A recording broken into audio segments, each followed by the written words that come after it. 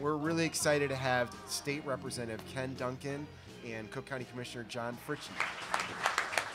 Let me ask you this. Are there any practical consequences for taking a strong stand? You basically said, look, I think Garry McCarthy needs to go. Rahm Emanuel has failed the black community on the issue of crime, among others, and his hand-picked police superintendent needs to go. Explain why you said that, and as Ben said, was there any pushback to that after you put it out there? Well, when you go to certain parts of the west side, certain parts of the south side, it's clear as day. And as I stated in your article, Stevie Wonder can see that from California. The man is, yeah, I know it's tacky, but you get the point.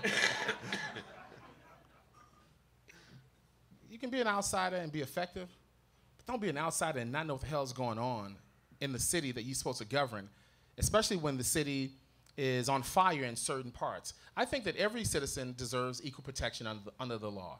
And I think that starts by listening to your rank and file members who have the pulse of a community, the respect of the community, because most police officers are really hardworking and good people. And what makes them hardworking and good is that they take the time to get to know folk in their respective precincts. And they add value by communicating with them. Most folk, and certainly really effective police officers, know who the bad guys and girls are. And this guy's police strategy has been, I mean, one of the most abhorrent, episodic sort of errors here in this city that I've ever seen. He does not know what the hell he's doing. Effective police officers get to know who their people are. And if there is a particular issue that needs to be addressed, they communicate with them. This guy comes in with this Keystone Cop mindset of how to get things done. The criminals and thugs have no fear of him because they know he's a bumbling idiot when it comes to policing or providing basic protections to citizens all across the city. Garry McCarthy has employed no common sense. It's as if he's trying to communicate with a predominantly white or upper class, black, middle class, upper class crowd, saying, hey, look, we're containing the crime over in these areas, but you guys are safe. Look how he took advantage of protecting citizens on the Gold Coast side, on the Michigan Avenue. You walk down Michigan Avenue today, any time or night, 4 and 5 police officers rotating the corners, corner to corner. It's prevention. He has not employed that. Now, are there multiple issues on the south side and west side in some of our communities that are isolated from other parts of the city? We get that. And I'm the biggest critic of self-responsibility in communities, especially if you're in the black community, if you're in the Hispanic community, of us taking control of our own areas and naming those who violate us, because it's us who violate black folk, are typically, hurt black folk.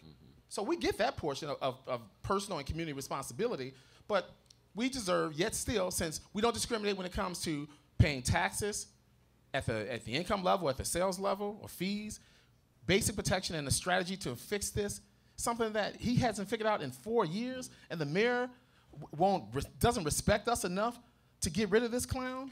Well, let me. I was going to say, and John. The truth is the light. John, you, a couple years ago, I want to get your response to that, and by way of doing so, I want to note that a couple years ago, I think the last year Mayor Daley was in office, you called for consideration of the National Guard to be deployed. Were you serious about that, or was that a way to put pressure on the mayor to step up? And do you think that that's an appropriate conversation to have now? Yes and yes, and let me tell you why. At the time, I was serious. I made the announcement with LaShawn Ford, who is out from the Lawndale area, is a state rep. I agree with what some of Ken said. I disagree with some of it.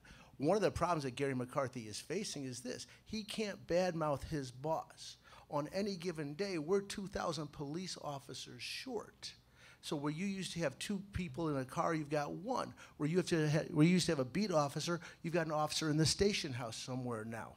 So we've got fundamental problems that the mayor can't afford to put the police on the street that we're supposed to have under the budget, let alone the additional ones that were promised to people. But that said, Representative Duncan, the caucus that you lead, the Black Caucus, Garry McCarthy has specifically said it's the Black Caucus's fault we're having so many shootings out there because you have opposed mandatory minimums. So listen, first off, Ken Dunkin, and I can speak for all 31 of us in the House and Senate, we categorically detest, like a cancer, criminals.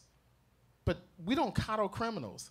And for McCarthy to say something that's very irresponsible, and it speaks to his lack of an approach or strategy, or sort of what's going to stick this week, what's going to stick next week approach towards his basic police protection. Especially, there are only so many areas where this crime is taking place.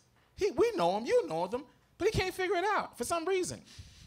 And he wants to hide behind a little guy to, act as if he's there. Doing these, he look you right in the face and tell you that, this jacket is hot pink and I'm wearing an afro.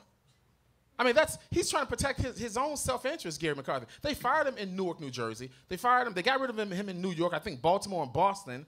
And he's here, and the mayor doesn't have the respect for our community or all communities to get rid of this guy who doesn't have a clue of basic policing.